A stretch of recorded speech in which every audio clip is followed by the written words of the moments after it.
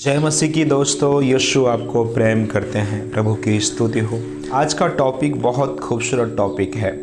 आज हम जानेंगे बाइबल से कि कैसे हम एक जीवन साथी को चुनना चाहिए, उसमें क्या खूबी होनी चाहिए। प्रभु की स्तुति। तो हम शुरुआत करते हैं एक वचन से। अगर आप इब्रानियों की पुस्तक पढ़ोगे, 13:4 पढ़ोगे तो वचन कहता है, विवाह सब में आदर की बात समझी जाए और विवाह बिछौना निष्कलंक रहे, क्योंकि परमेश्वर व्यभिचारियों और पर स्त्री गमियों का न्याय करेगा। प्रभु की स्तुति हो। वचन का पहला भाग बोल रहा है कि विवाह सब में आदर की बात समझी जाए। प्रभु की स्तुति हो। हाँ मेरे प्यारे बहन भाइयों, विवाह करना आदर की बात है, कोई अपमान की बात नहीं। आज हम देखते हैं जवान पीढ़ी को, जवानों को देखते हैं कि वो विवाह नहीं करना चाहते। वो अपने साथी के साथ ऐसे ही बिना विवाह के रहते हैं जैसे कोई मियाँ बीवी रहते हैं। और सच में ये घृणित और लज्जित बात है परमेश्वर की दृष्टि में। लेकिन सच में विवाह करना सम्मान की बात है, विवाह करना कोई अपमान की बात नहीं। प्रभु की स्तुति हो। वचन का दूसरा भाग बोल रहा है, विवाह बिछौना निष्कलंक रहे। प्रभु की स्तुति हो। तो बिछौना निष्कलंक का क्या अर्थ है? प्रभु की स्तुति हो। जिस समय व्यवस्था लिखी गई थी उस समय ऐसा नियम था कि कोई पुरुष जब अपनी स्त्री के पास पहली बार जाता था, विवाह के बाद जब नई नई दुल्हन आती थी, तो पहली रात जब वो अपनी पत्नी के पास जाता था तो ऐसा नियम था, स्त्री के नीचे एक सफ़ेद कपड़ा बिछाया जाता था। प्रभु की स्तुति हो। कि पुरुष जब पहली बार उसके पास जाए तो खून बहता था, और जो सुबह उठ के जब उसे बिस्तर को देखा जाता था, अगर खून बिस्तर पर दिखता था तो ये इस बात की खातरी होती थी कि वो स्त्री पवित्र और शुद्ध जीवन जीने वाली और परमेश्वर की दृष्टि में बह मानने वाली रही है। उसने कभी किसी दूसरे पुरुष का मुंह नहीं देखा है। जैसे व्यवस्था की पुस्तक में एक जगह इस बात का जिक्र भी है। अगर आप व्यवस्था विवरण की पुस्तक पढ़ोगे, अगर 22:13 से 19 पढ़ोगे तो ये पूरा अध्याय तो मैं खैर नहीं पढ़ूंगा, लेकिन इसमें के एक वचन निकाला है मैंने जहाँ लिखा हुआ है उस कपड़े के विषय में। और वह तो एक कहकर उस कुकर्म का दोष लगाता है कि मैंने तेरी बेटी में कुंवारेपन का लक्षण नहीं पाया, परंतु मेरी बेटी के कुंवारेपन के चिन्ह ये हैं। तब उसके माता पिता नगर के वृद्ध लोगों के सामने उस चादर को बिछाएं। प्रभु की स्तुति हो।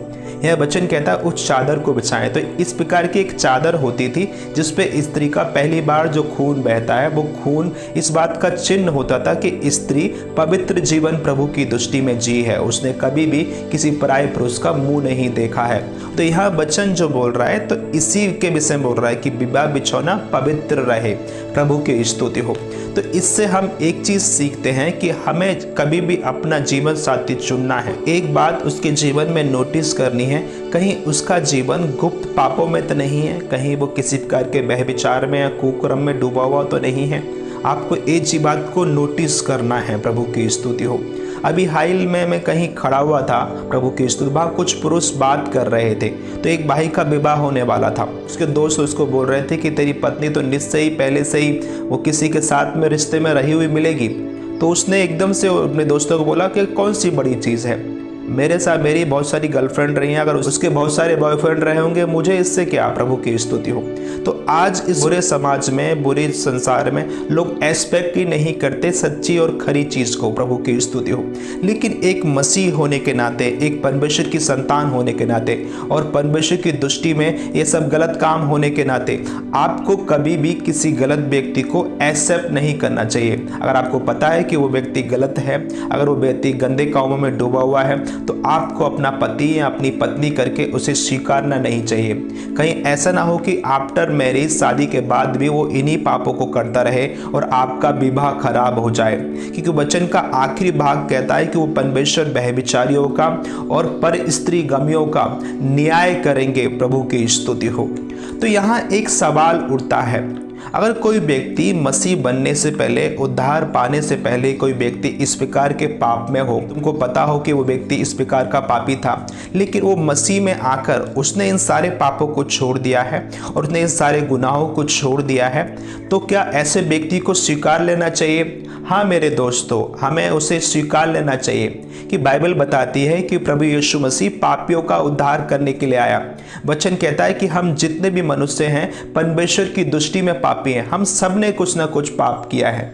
अगर आपने याकूब की पत्री पढ़ी है तो याकूब की पत्री में लिखा है कि तूने व्यभिचार नहीं किया, लेकिन तूने हत्या की, तभी भी तू व्यवस्था का उल्लंघन करने वाला ठहरा। हम सब ने कुछ ना कुछ नियम को तोड़ा है, कुछ ना कुछ हम सब ने पाप किया है। हम सब लोग पापी हैं। परमेश्वर ने हम पर दया की, हमारे गुनाहों को, हमारे पापों को क्षमा कर दिया और हमें नई सृष्टि बना दिया। तो वैसे ही कोई व्यक्ति मसीह यीशु को स्वीकार कर अपने पापों से, अपने गुनाहों से फिर जाता है और प्रभु को अपना उद्धारकर्ता मान के वो धर्मी और निष्कलंक जीवन प्रभु की दृष्टि में जीना शुरू कर देता है, तो ऐसे व्यक्ति को आप स्वीकार सकते हो। प्रभु की स्तुति हो। तो यहाँ एक सवाल और आता है जो आज एक मसीह समाज में एक बीमारी के जैसा फैल गया है।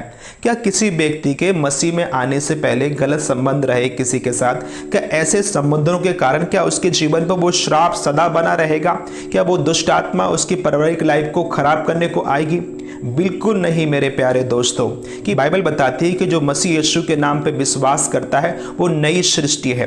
वचन कहता है कि जब उसने बपतिस्मा लिया है वो मसीह के साथ गाड़ा गया है, और बाइबल कहती है कि वो व्यक्ति अब जीवित नहीं, मसीह उसमें जीवित है। प्रभु यीशु मसीह ने उस व्यक्ति को पापों के लिए, उसके श्रापों के लिए, उसके जीवन में जो भी पुराने बंधन थे उस सब के लिए यीशु ने कीमत चुकाई है। कि बाइबल कहती है कि यीशु मारे गए, गाड़े गए, वो तीसरे दिन जीवित हो गए। वचन कहता है कि वो बंदी हुए जिससे हम स्वतंत्र हो जाएं, उनको मार पड़ी जिससे हम चंगे हो जाएं, वो श्रापित हुए जिससे हम श्राप मुक्त हो जाएं। जैसे वचन कहता है कि जो काट पे लटकाया जाता है वो श्रापित है। प्रभु की स्तुति हो। और यीशु मसीह दोषी ठहरे जिससे हम लोग निर्दोष ठहर जाएं। प्रभु की स्तुति। यीशु ने हमारे हर प्रकार के पाप की, श्राप की, सारे बंधन की, जो कुछ भी हमारा पास्ट है उस सब की यीशु ने कीमत चुकाई है। यीशु ने अपने बहुमूल्य लहू देकर हमें खरीदा है।